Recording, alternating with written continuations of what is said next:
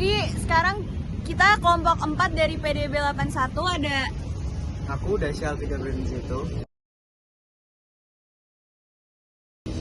aku lagi nungguin SMS. Aku nama Ila Rahma Amalia. Aku Asyifa Nur Karima. Aku Nafisa Nisa Kamila. Aku Fania Artika Putri. Aku Aulia Rahma Kirana. Kita lagi ada di kapal selam Surabaya.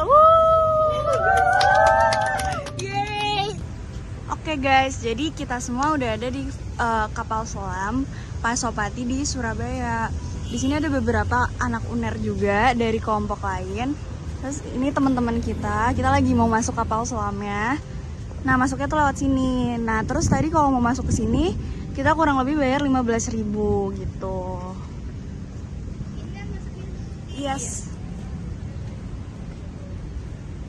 Oke guys, kita masuk. Ya, guys. Ruangan yang pertama kali kami jelajahi itu adalah ruangan torpedo haluan.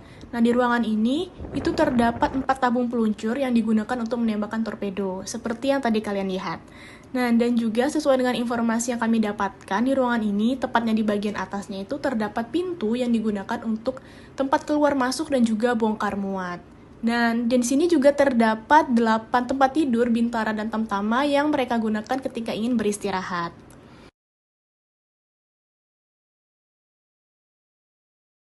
Kalau misalnya kalian melangkah ke bagian selanjutnya, di sebelah kanan itu kalian masih tetap ngelihat tempat tidur sih. Tapi kalau kalian beralih nih ke sebelah kiri, nah ini kalian langsung disuguhi sama pemandangan jajaran foto-foto dari pejabat-pejabat Komandan KRI Pasopati.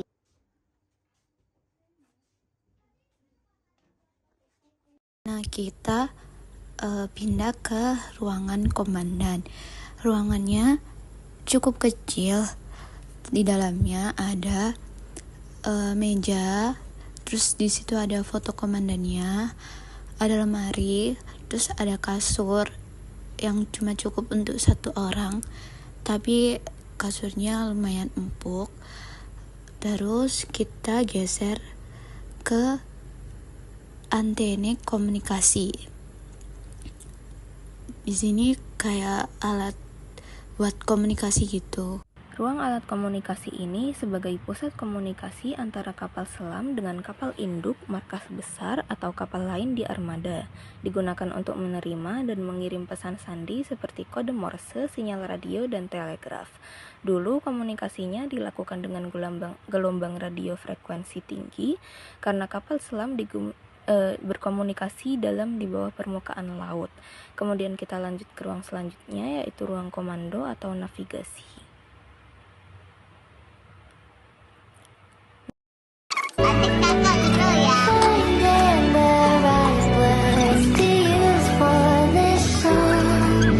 Nah, di bagian kanan ini ada meja plot, yaitu tempat menggambar peta navigasi dan menentukan arah kapal.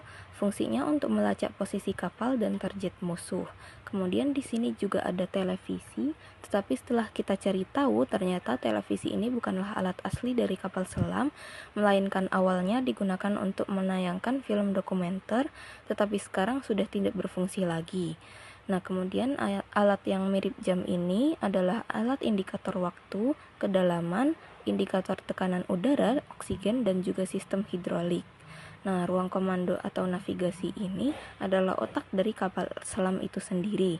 Semua kegiatan utama seperti mengatur arah, kedalaman, dan komunikasi dilakukan di sini.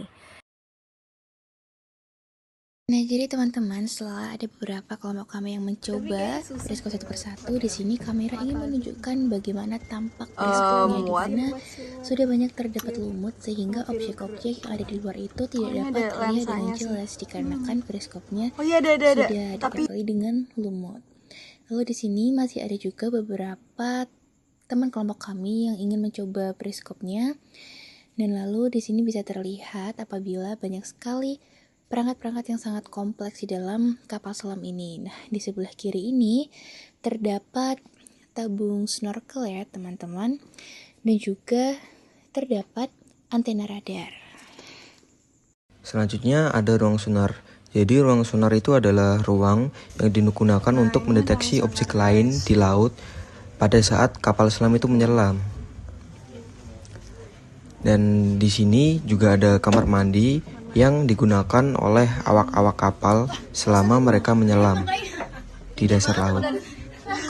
Apa karena di laut jadi langsung gitu ya? Nah, ini adalah bentukan dari meja makan yang digunakan oleh awak-awak kapal.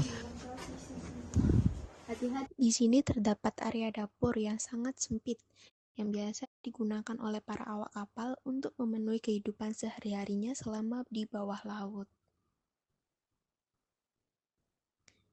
Dan ini kita akan menuju ke ruangan selanjutnya, yaitu ruang listrik. Ruang listrik berisi generator utama untuk menggerakkan baling-baling dan mengisi baterai. Dan ini adalah ruangan terakhir. Terdapat sebuah pintu keluar dan masuk para awak kapal saat berada di permukaan laut, yang terdapat di ruang torpedo buritan. Nah, jadi teman-teman semua, aku di sini lagi sama petugas dari Monumen Kapal Selam dengan Kak Syofa. Saya Kumala, saya pemandu dari Monumen. Oke, jadi Kak, aku mau tanya dulu nih pertama, sejarah dari tempat ini dibangun tuh gimana sih? Jadi ini adalah kapal selam pertama yang dimiliki oleh negara Indonesia. Ini buatan dari negara Rusia pada tahun 1952, lalu dioperasikan di Indonesia pada tahun 1962 sampai 1989. Jadi untuk pertama kali operasi, kapal selam ini pernah melawan Belanda untuk perebutan Irian Barat yang sekarang jadi Papua. Kenapa berada di kota Surabaya? Karena untuk markas terbesar di Angkatan Laut ada di Surabaya.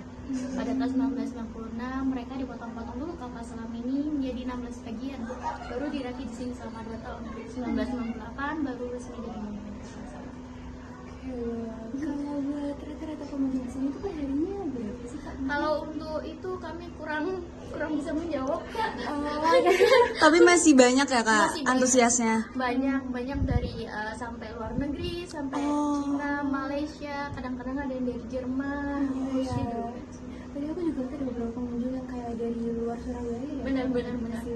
Ini salah satu destinasi yang dikunjungi lah ya kalau di Surabaya Kak. Karena kan ini mereka kan pasti pengen tahu ini kapal selam ini nih asli apa enggak sih. Nah, apalagi ini di pusatnya ya. Benar. Benar. Oke, terima kasih banyak ya Kak. Terima kasih kembali.